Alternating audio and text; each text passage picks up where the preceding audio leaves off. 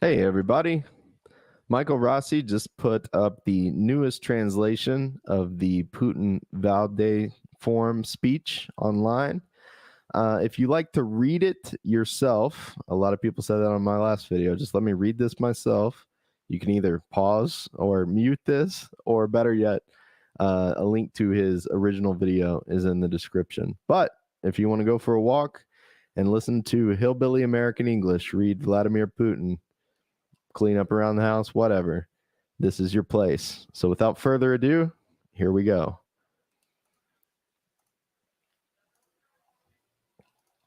Pulling it up here. And I'll make it a little quieter because last time Putin was too loud. All right.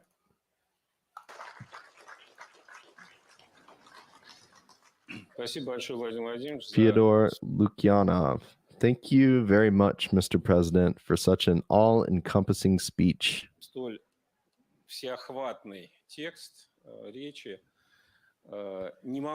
I cannot but spontaneously grasp at the conclusion, as long as you mentioned the revolutionary situation, those at the top and those at the bottom. Those of us who are a bit older studied all this at school. Who do you associate with? Those at the top or the bottom?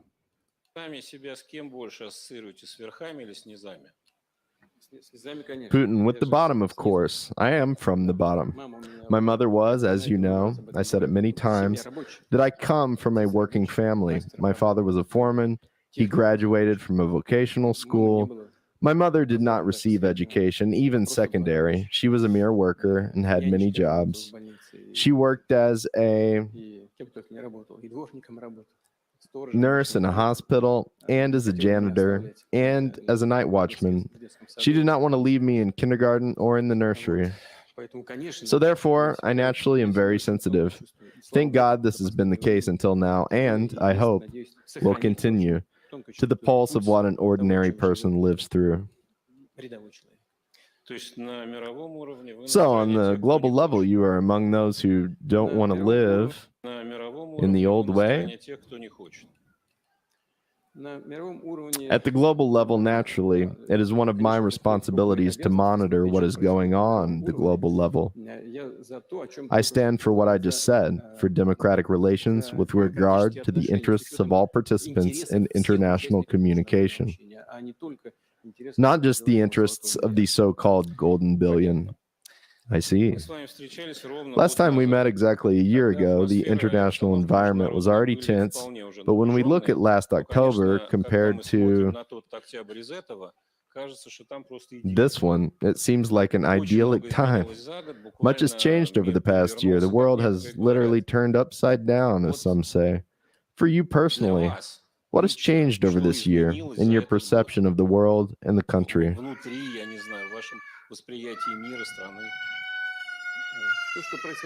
What was happening and what is happening now, say, as related to Ukraine, these are not changes that are happening just now,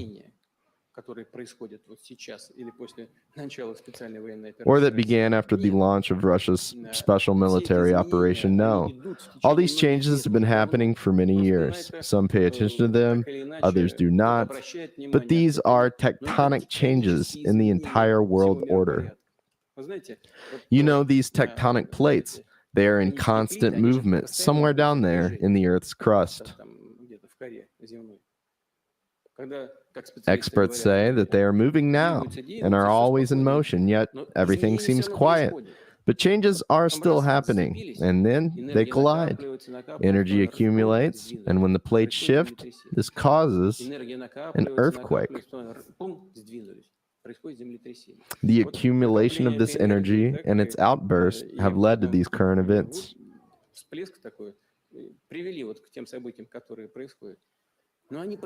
But they have always happened. What's the essence of these events? New centers of power are emerging. I constantly say, and not only me, is it really about me? They happen because of objective circumstances. Some of the previous centers of power are fading. I have no desire to talk about why it happens, but it is a natural process of growth, decay, and change. New centers of power are emerging, mainly in Asia, of course. Africa is also taking the lead. Yes, Africa is still a very poor continent, but look at its colossal potential. Latin America, all these countries will definitely keep developing, and these tectonic changes will keep happening. We did not bring about the current situation. The West did. If you have more questions, I can go back to discussing the developments. In Ukraine, did we carry out the coup, which led to a series of tragic events, including our special military operation? No, we did not. But what really matters is that tectonic shifts are taking place now and will continue to take place. Our actions have nothing to do with that. Indeed, the ongoing events highlight and promote the processes that are picking up pace and unfolding more quickly than before.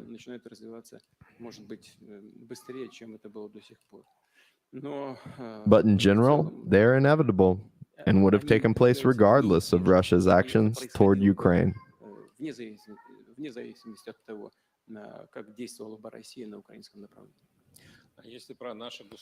Speaking about the state, have you learned anything new about it over the past year? You know, as far as the state is concerned, of course, we've incurred costs, above all, losses associated with the special military operation, which I keep thinking about all the time, and there are economic losses as well.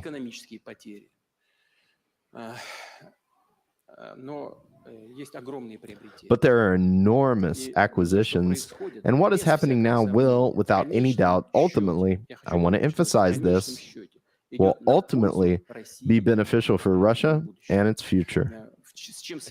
What are these acquisitions about? They are about the strengthening of our sovereignty across all areas, primarily in the economic sphere. Not long ago, we ourselves were concerned about our becoming some kind of semi-colony.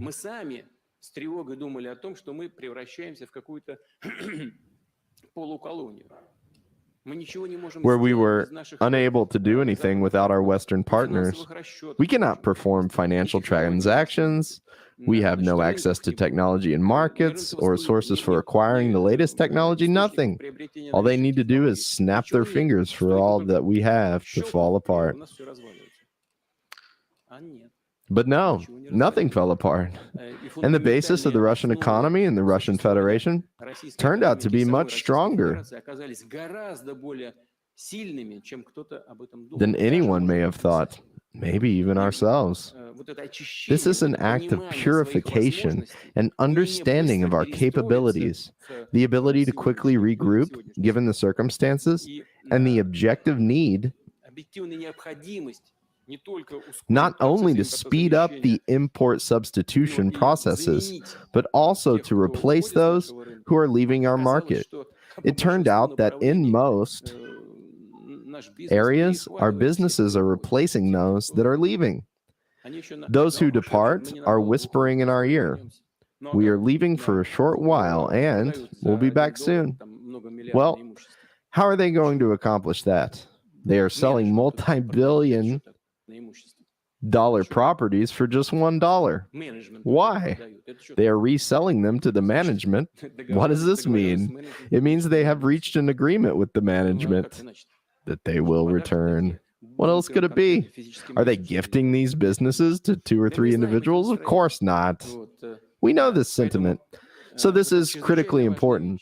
We ourselves have finally realized, we keep saying that we are a great country. We have now realized that we are indeed a great country, and we can do it. We are fully aware of the midterm consequences of cutting access to technology, but we did not have access to the critical technology anyway. The COCOM lists that have been in force for decades appear to have been canceled. Now they have tightened the screws, but it turned out, well, we are getting by nonetheless. Another important component this time of a spiritual nature, which is perhaps the most important part,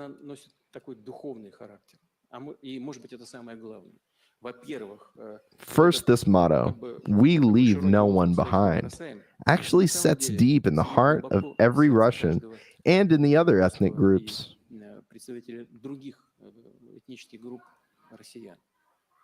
Who are Russian citizens, and the willingness to fight for our own people solidifies society. This has always been the great strength of our country. We confirmed and reinforced it, which is the most important thing. Has any of it in Russia caused your disappointment this year? No. So we do not need to draw conclusions and make any particular changes? It's always necessary to draw conclusions. If you're referring to a personnel reshuffle, it is a natural process. We must always think about renewal in different areas, train new personnel, and promote those who can deal with bigger tasks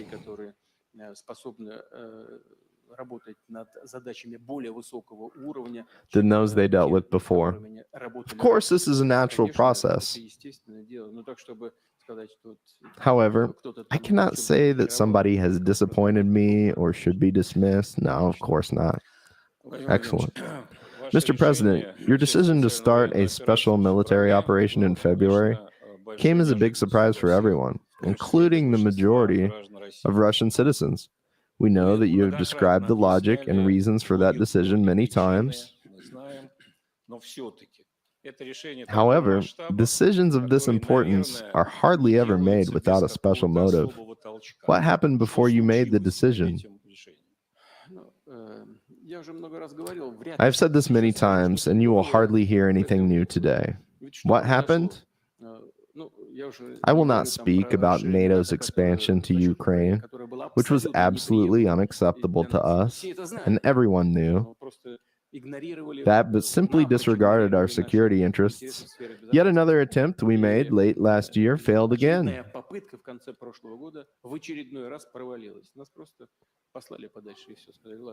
We were told to shove it, to be quiet, and, all right, I will not say this in so many words, but they just ignored us. This is the first point. Second, it is important that representatives of the Kiev regime, supported by their Western handlers, refused to implement the Minsk agreements. Their leader said that he did not like a single provision of the Minsk agreements. He said this in public. Other officials said openly that they would not implement them. The former Ukrainian president said that he signed the Minsk agreements on the premise that they would never be implemented. What other reasons do you need? It is one thing when the media and the internet are used to plant some idea in the heads of millions, but real actions and practical policy are quite another matter. What I have told you now went unnoticed by millions of people because it is lost in the information space, but you and I are aware of it.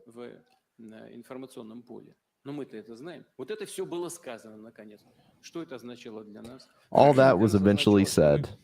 What did it mean for us? It meant that we had to do something in Donbass.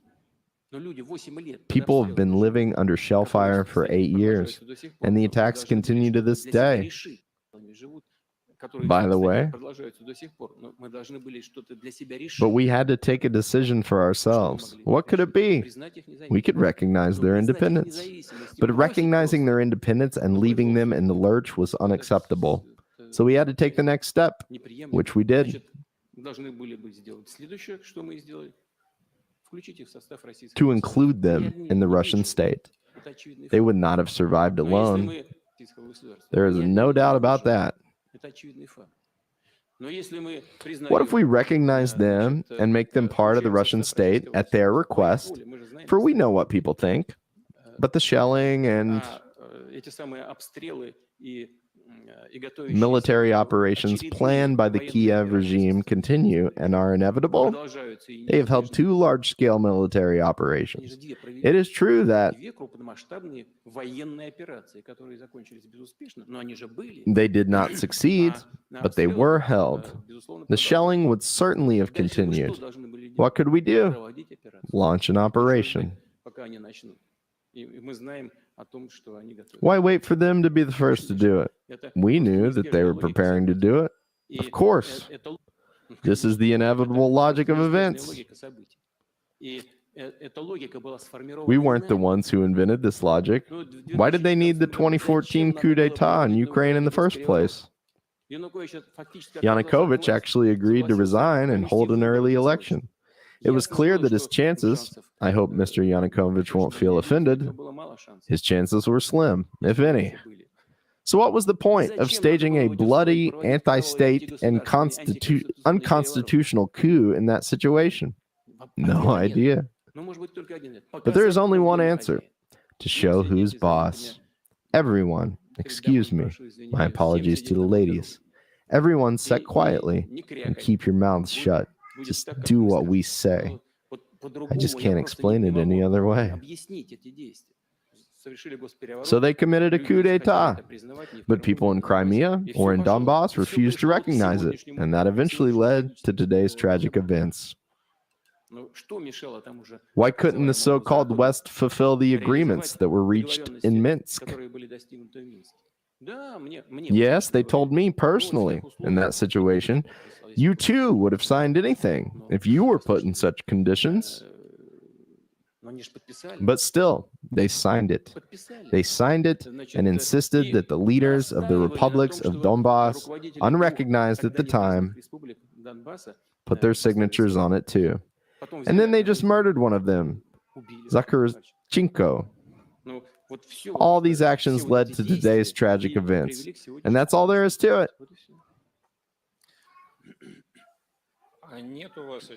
Do you not have a feeling that the enemy has been underestimated? To be honest, this sentiment is present in society. No. Do you know what the problem is? We always saw what was happening there. For 8 years, they have been creating a fortified area that cut deep enough into Donbass, and of course, venturing there and suffering losses was senseless. This is the first point. Secondly, we were well aware that this process would continue, and it would be getting worse, more difficult, more dangerous for us, and we would suffer even more losses. Those are the considerations we were guided by. NATO's development in that territory was in full swing, and it keeps on going, just like it was going on then. Those fortified areas would have spread far beyond today's contact line in Donbass. They would have been everywhere. That's all there is to it. What we see now, when our troops in Donbass are putting the squeeze on from the south and the north, this is one thing. But if fortified areas had continued to be built there for several more years throughout the country, with personnel being trained and weapon systems accumulating there, weapons they never had, weapons many still do not have even now, the situation would have been completely different for Russia, even in terms of conducting this special military operation. You've repeatedly said and written in your policy article that we are one people. Have you changed your mind after a year? No, of course not. And how can this be changed? This is a fact. This is a historical fact. Russia's statehood became established on our territories in the 9th century. First in Novgorod, then in Kiev, and then they grew together.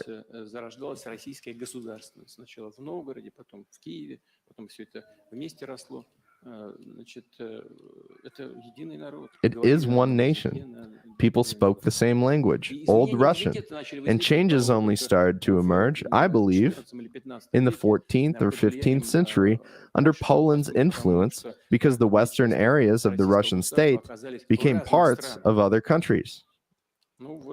This is where changes came from. Of course, I have already said that every ethnicity goes through different processes in its development. If part of this ethnicity decides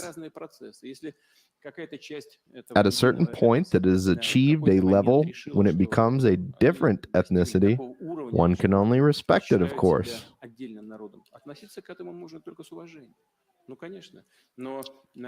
But this process did not happen all on its own. First of all, as I said, it happened because some of old Russian lands in the West became parts of other states for a whole number of reasons. Those states started promoting their interests. The lands that became part of Poland experienced a strong Polish influence, and so on. The language started to change. I already said that. When Ukraine was joining Russia, letters were written to Warsaw and Moscow. We have archives.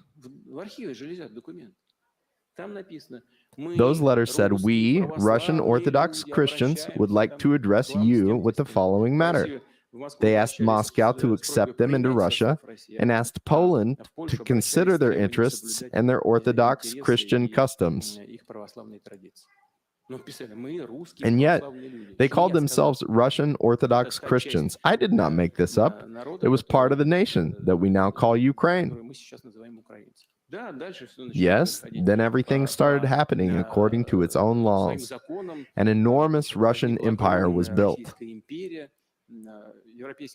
European countries tried and partially succeeded in creating a barrier between Europe and the Russian Empire, using a principle known since the ancient times: divide and conquer. They started making attempts to divide the united Russian nation. It began in the 19th century and eventually grew to a bigger scale, supported mainly by the West. They tried to cultivate certain sentiments in people. Some even liked it. When it comes to historical and language aspects,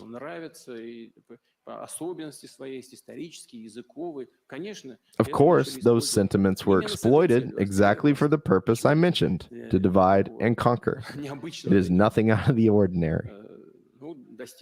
But they certainly achieved some of their goals, and subsequently, it actually grew into cooperation with Hitler during World War II. When Ukrainian collaborators were used in campaigns to exterminate Russians, Poles, Jews, and Belarusians.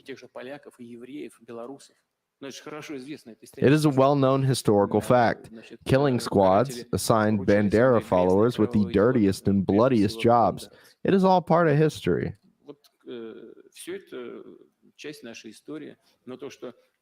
But it is also a historical fact that Russians and Ukrainians are essentially one ethnicity. So what are we witnessing is a civil war with a portion of our own people? Partly, yes. Unfortunately, we ended up in different states for a number of reasons. Above all, because when they were creating the Soviet Union after the collapse of the Russian Empire, I have covered this in my articles and mentioned it publicly more than once. The Bolshevik leadership at the time decided, in order to appease the nationalist-minded Bolsheviks originally from Ukraine,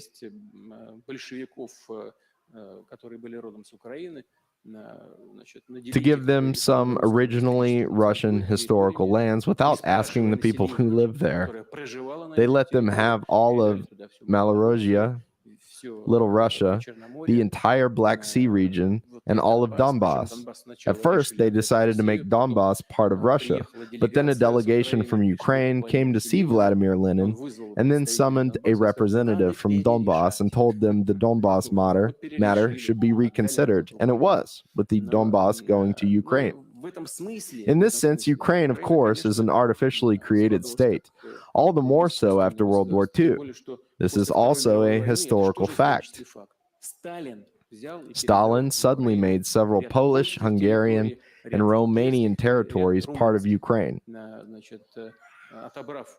thus taking these lands away from these countries. He gave the Poles, who were not part of the Nazi coalition, some of the Eastern German lands. These are well-known historical facts. This is how today's Ukraine was created. I just had a thought that, in fairness, Russia, which created today's Ukraine, could have been the only real and serious guarantor of Ukraine's statehood, sovereignty, and territorial integrity.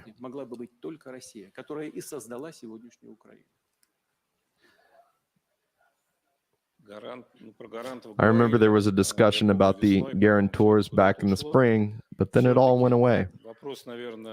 This may be a rhetorical question, given that hostilities and much more are underway, but you and the Russian officials have said on multiple occasions that the special operation is going according to plan. What is the plan? Truth be told, this is not very clear to members of society. What is the plan? You see, I said at the outset, on the day the operation started, that the most important thing for us is to help Donbass. I've already mentioned this, and if we had acted differently, we would not have been able to deploy our armed forces on both sides of Donbass. This is my first point. Second, the Lugansk People's Republic has been fully liberated. Military activities related to the Donetsk Republic are underway. Sure enough, when our troops approached it, both from the south and the north, it became clear that the people residing on these historical Novorossiya, New Russia territories see their future as part of Russia. How could we not respond to that? Hence, we are witnesses to the events that have unfolded. They arose in the course and as a logical follow-up to the situation that has been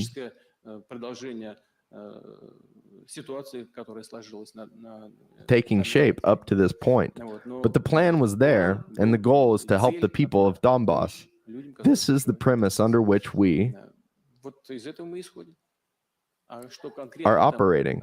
Of course, I am aware of the General Staff's plans, but I do not think we should be discussing the details. Thank you, friends. I have satisfied my curiosity by monopolizing everything. Now let us give the floor to those with questions.